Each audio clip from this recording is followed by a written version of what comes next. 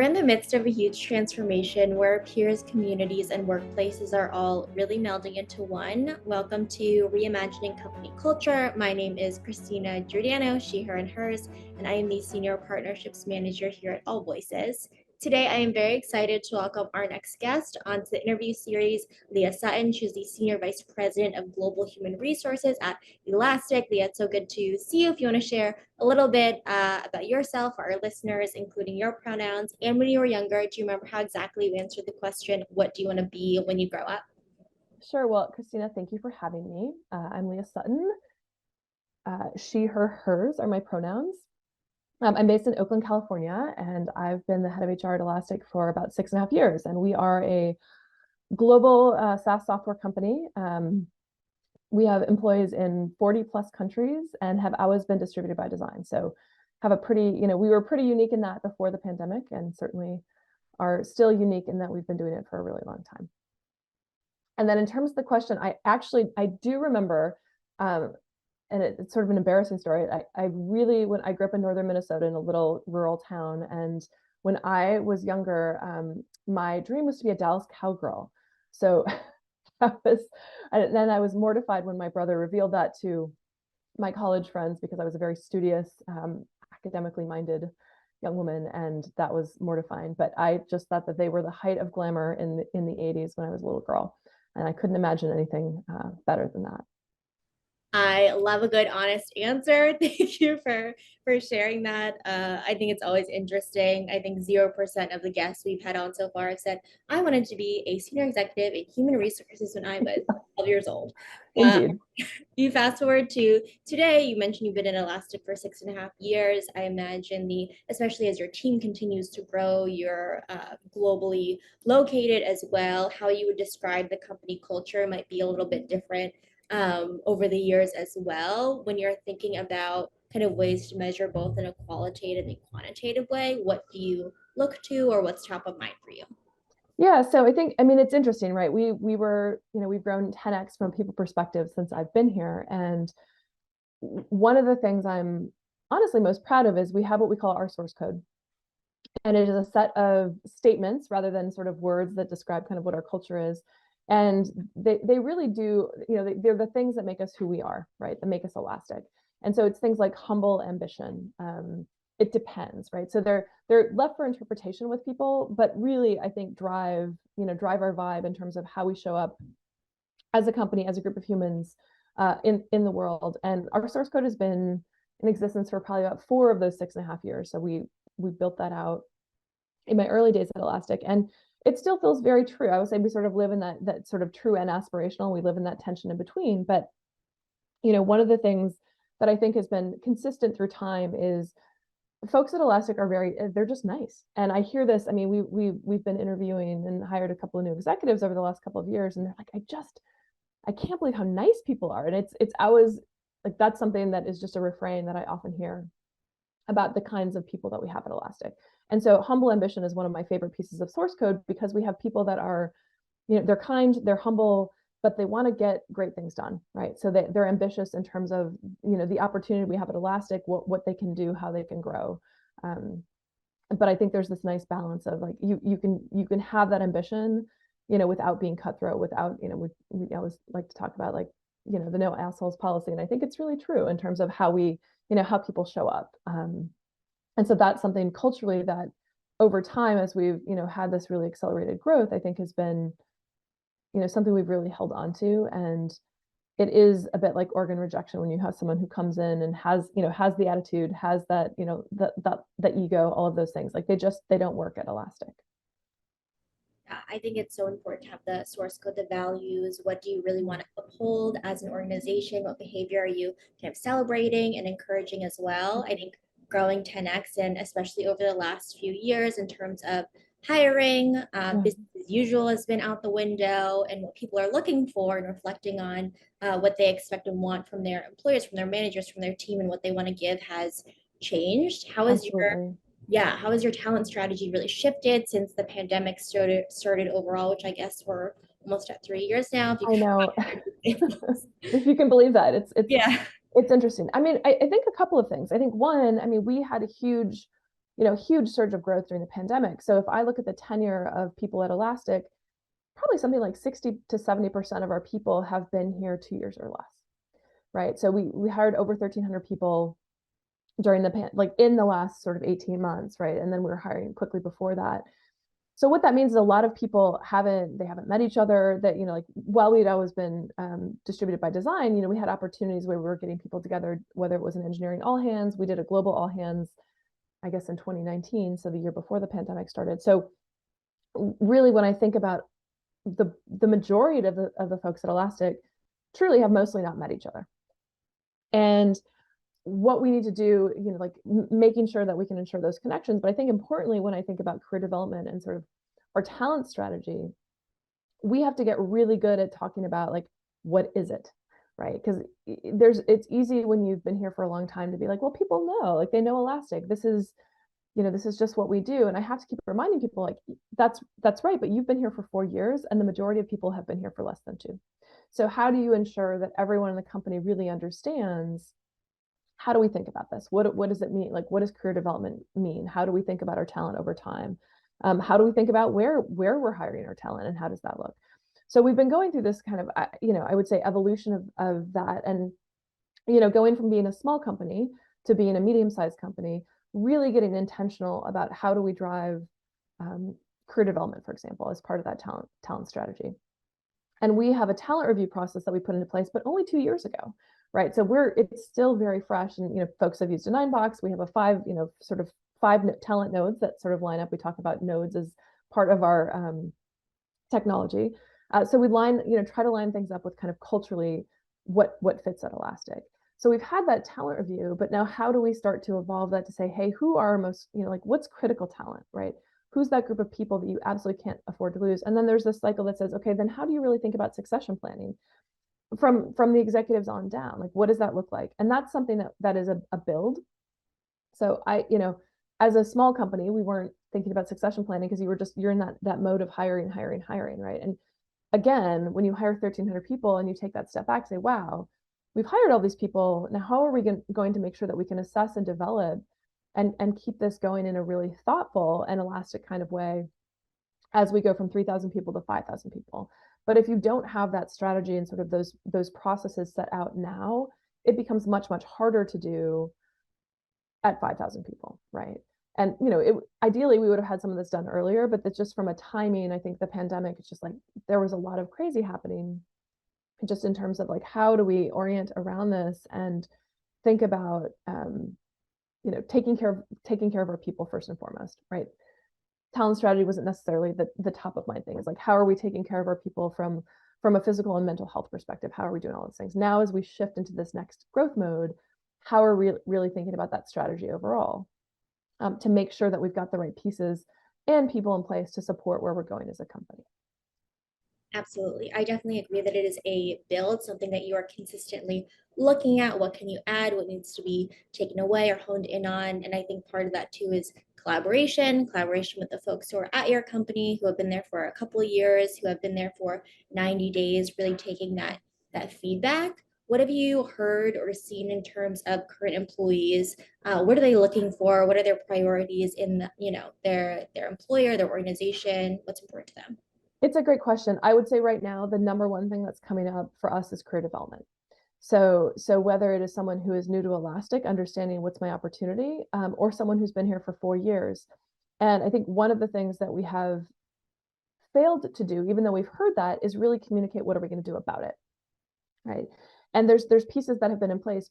But again, when you're adding, during the peak pandemic, I mean, we were adding nearly 200 people a month.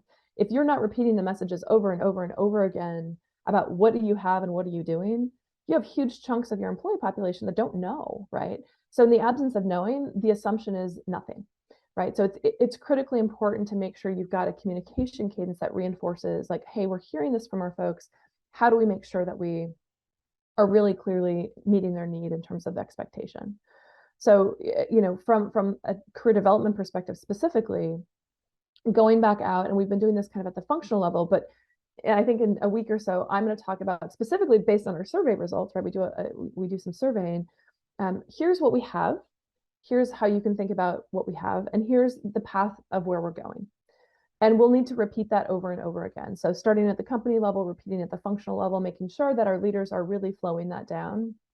Our business partners and our learning team are really the tip of the spear in terms of getting that information out there and ensuring that people understand.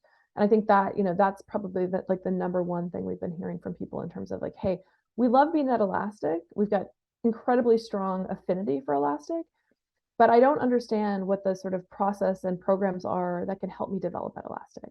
So ultimately, if you can't match those two up, you will lose talent. And so I think we want to make sure that we came through the Great Resignation with, I think okay, right, a slightly higher attrition rate as many people saw in the market, but really ensuring that we're connecting again, what do we hear and what are we doing about what we hear? And I think that you can do things, but if you're not making that connection in a really clear way for people through your communication, then you're going to have, you're going to see higher attrition, retention is going to be a challenge. And ultimately, you get a leaky bucket, right? You can recruit people in because they're excited about the company, but they're not going to stay if they don't feel like they can, grow and thrive as a person. Yeah. Are you listening? How are you demonstrating that you are listening? That's And right. action behind it as well. It's definitely a process, and all pieces are important. One of the other kind of pieces that you mentioned too is around this idea of succession planning. For folks who aren't familiar, who are listening, how do you define succession planning, and what does that strategy look like now at Elastic? Yeah, great question. So I think when I think about succession planning, it's ensuring that when you understand where your most critical roles are across the company. So whether it is a senior executive or someone deeper in the organization that's in a role where they are pivotal to a technology working well, or they've got very specialized knowledge, making sure things happen, right? It's not always that a person leaves, but like if someone were to get sick or to need to leave for a different reason, making sure that you not only understand where those spots are, but that you've got a bench of talent that you've looked out in the market as well as internally to say, hey, here are people internally that could potentially go into that role from a growth perspective. It might be a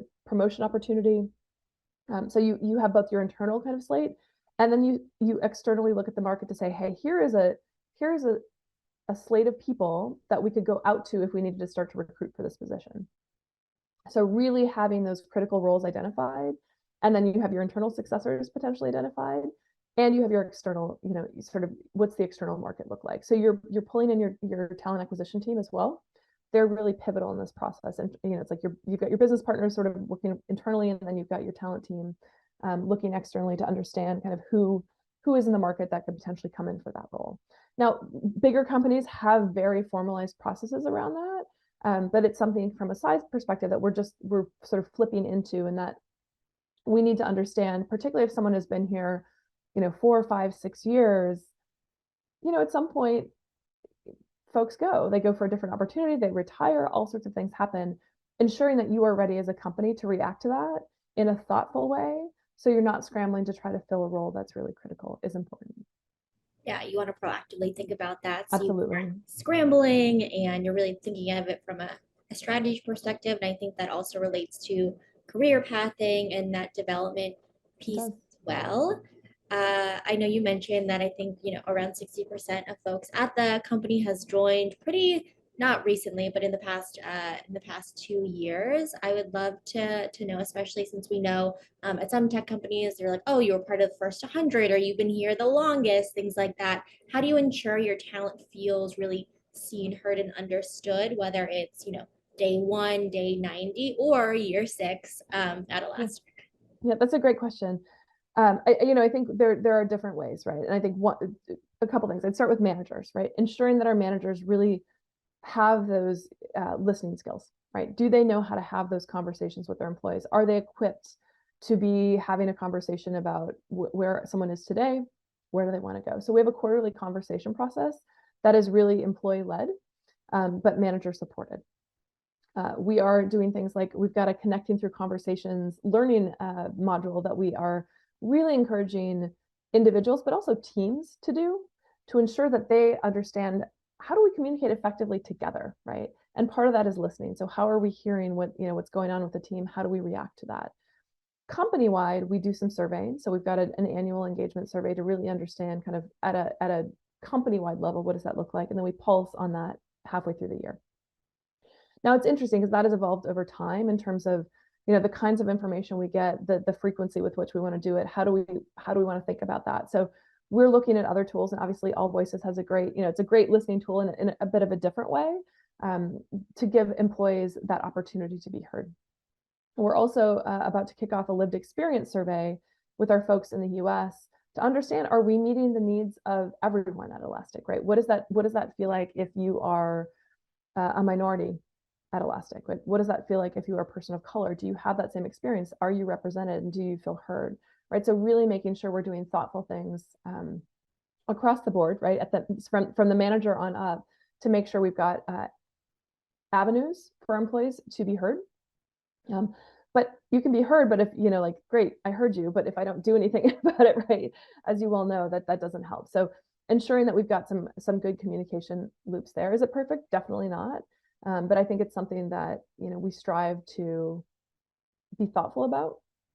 And again, remind people, like, you've got these opportunities to have meaningful conversations. Here's some tools to help you have those meaningful conversations. I definitely agree that there needs to be multiple avenues and just different ways of, also when it comes down to it, building trust That's with right. people in general, with employees, with team members, and continuing to cultivate that, and not a one size fits all approach or a set it and forget it.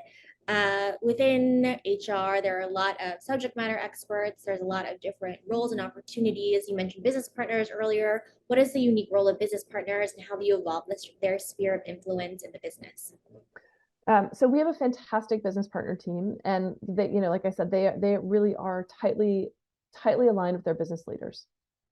And I think that's where, I was talking about, there's things that are the same across the company, and then there's things that are unique. So for the business partners, from a programmatic perspective, they roll out things like succession planning. They're in charge of our talent reviews. They run our compensation cycle with the leaders.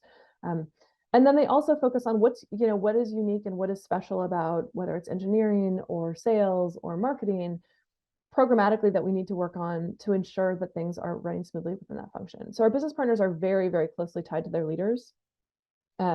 They deeply know and understand kind of what's going on in each of their businesses. Over time, I mean, when we first got going, they were in a lot more weeds and a lot more tactical, and sort of dealing like, hey, every employee within the marketing team might go to this person. Now we have a separate manager success and employee relations team that is really focused on frontline managers. So the business partners can focus up on, our senior directors, VPs, and C-level executives in terms of really helping align with them on, how do we make sure the talent in your organization is the right talent? How do we make sure that we're doing the right things? And what's going on from an organizational perspective that you need to know and that I can help with? So they really are aligned to our most senior leaders. But then making sure, because we know our frontline managers are incredibly important to the success of Elastic, working to build out kind of this more, like I said, we're calling it manager success, like someone that the frontline managers can go to on a day-to-day basis if they need support from a coaching perspective, or how do I do feedback? And then of course we have our employee relations team that handles any ER issues that pop up within functions. Yeah, I think that's really helpful context to understand. And I think a lot of the projects and kind of things that we're talking about, whether it's succession planning, working with managers, working with senior executives, it spans across the business. It doesn't just touch one department. What departments do you really partner with the most, would you say? And can you share a past kind of goal or project that you collaborated on that reflects that? Yeah, I mean, a couple. I think probably finance and IT are probably our closest partners. I'm sure you you hear this a lot. When I think about the technology that supports some of this, for example, Workday, we're working on ServiceNow, and how do we create kind of a portal for people where they can get answers to questions, right? Whether it is an HR question, an expense question in finance, an IT question.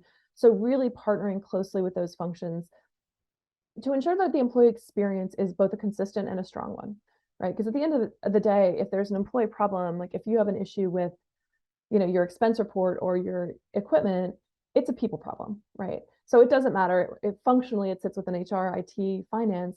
We have to ensure that we are both consistent and united in our approach to that employee experience.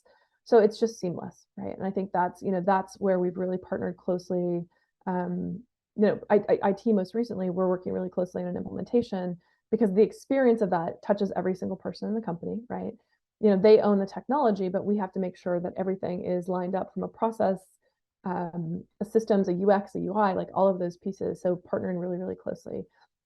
And we did that as we rolled out Workday. We've done that as we've rolled out different technologies, but making sure that our partners, right, our other G&A partners are really closely aligned has been important. And I think it's something we've done really well.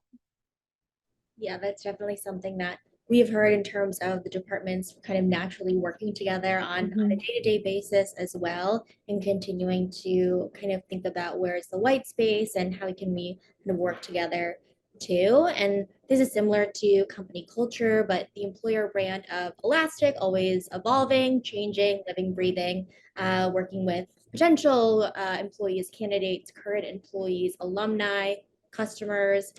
What is your current employer brand and where would you like to be in a year from now, knowing that nobody has a crystal ball, but aspirationally? Yeah, that's a great question. So we actually are in the process in partnership with it so that our employer slash talent brand team shifted from HR to marketing as we had some leadership changes. And we are partnering really closely with that team to actually we're in the process of redoing our employee value proposition. So we are right in the middle of that. So we've got a really good, I think, handle on where we've been, and we hadn't dusted it off in a few years. And of course, it was done when we were a much, much smaller company. So really making sure that it remains relevant and feels true to our current employee experience, but then attracts the talent that we are looking for in the market. So we're actually deep in the middle of that. I think what overall we're trying to get to is how do we continue to be an employer of choice with that distributive design framework for folks that want to grow. And I think part of that high growth, that high growth piece that we talked about, what we I think have done a better job almost is talking about that in the market. Like, hey, we're rapidly growing. We're going from 1 billion to 3. Like, how do when you talk about that, folks get really excited, but how do you keep that excitement going for the folks that are internal? So I don't want there to be dissonance between our newer employees and folks that are longer tenured at Elastic. And that's really where that close partnership with talent brand is like, what does it feel like inside right now versus what are we talking about in the market? And is there a disconnect? And I think right now it's okay. But I think that with that new EVP, I think that work is going to really propel us kind of to that next level of talent brand sort of success, right? In terms of how we're showing up and how we're thinking about it and talking about it.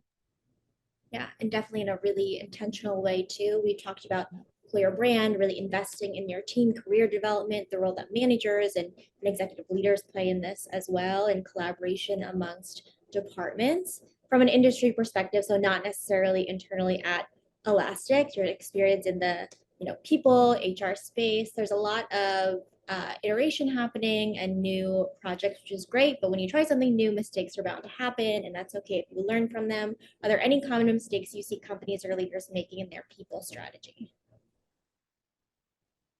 I think a big one is like not acknowledging where you're at, right? It's okay to just say, hey, we don't have that. Like we don't, we've been doing this in a really organic way. And it just, I think don't paint a picture of, folks really quickly recognize when you're being disingenuous about that. Like, oh, we've got the best X, Y, or Z. And people are like, I don't know, that's not my experience, right? So I think just being really honest about where you are, and that's okay when you're growing fast, like it's sort of like Maslow's hierarchy of needs. You have to take care of certain things first, and it's okay not to have a fully developed talent strategy. It's okay not to have succession plans. It's okay not to have those things, right? You're not going to create as a company, right? Do you have a really solid recruiting process? Do you have a really solid way to ensure that people feel that they're taken care of? Like, how do your benefits look? What does your pay look like? Making sure all those basics are really thoughtfully taken care of first as you build towards those more, sort of higher level, more strategic pieces that you need over time. Like certainly that's, like what I was working on 6 years ago was, you're just trying to get people in the door and get them paid correctly versus now it's very, very different, right? And so I think just being thoughtful about that approach, and not making excuses, right? It's like, hey, we don't have that. That's okay. But don't try to pretend that you have things that you don't, because people see right through that. And that's very quickly, a recipe for people getting frustrated and checking out. You want to be honest, you want to be self-aware as leaders, as an organization, and also be transparent and be an effective communicator. And that goes back to trust and creating an environment where people feel like they can give and receive feedback. Leah, is there anything that I didn't ask in our time together that you want to share, or underscoring any kind of key insights about all the things that we have discussed?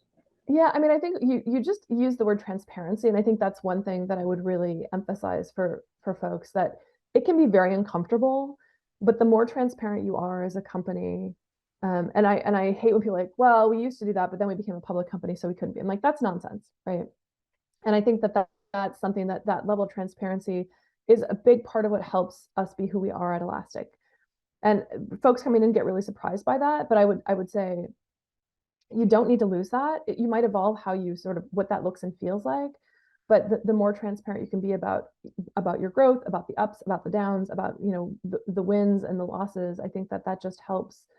It helps with that trust. And I think ultimately what we want, if you have that high degree of trust, you're going to have a very engaged and happy employee population. So how do you make sure that you do that? It's not easy, but that would be like the transparency is like the one thing I would really wrap everything else in. It's not easy. It's a good question to ask and consistently ask as well, and hold ourselves and each other accountable. Leah, thank you so much for being on Reimagining Company Culture this afternoon. Christina, it's been a pleasure. Thanks for having me. Of course, and as a reminder for folks who are listening, at AllVoices, we really believe in both employees and employers being seen, heard, and understood. I know it's a requirement for the business to really succeed overall. Have a great rest of your day, everyone.